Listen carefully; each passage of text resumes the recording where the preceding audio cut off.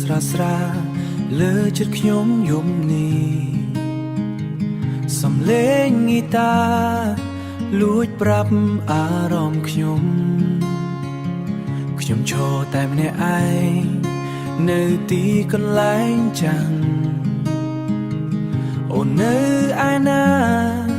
ហើយរួយមិនត្រលប់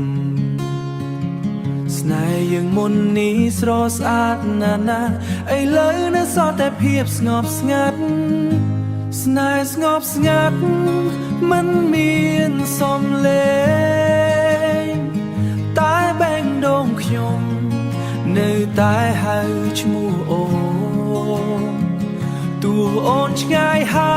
យមិនអាចត្រលប់ខ្ញុំនៅតែស្រឡាញ់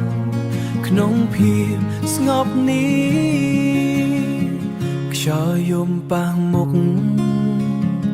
ដូចអារម្មណ៍អូនធ្វើឲ្យខ្ញុំចងចាំໄວទាំងអស់ពេលដែលយើងនៅក្បែរមិនដែលខ្វះស្នេហ៍ឥឡូវតែខ្ញុំម្នាក់ឯងនៅទីនេះបើពេលវេលាអាចត្រឡប់វិញខ្ញុំនឹងមិនឲ្យអូនទៅឆ្ងាយតែជីវិតមិនអាចត្រឡប់ក្រោយស្នេហ៍នៅតែស្ងប់ក្នុងចិត្តខ្ញុំស្នេហ៍ស្ងប់ស្ងាត់មិនមានសំឡេង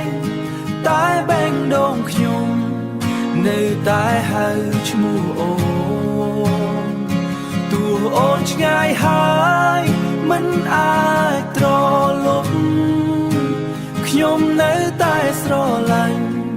ក្នុងភាពស្ងប់នេះ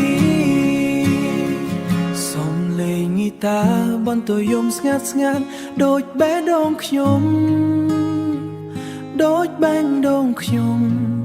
មិនអាចបំភ្លេចអូន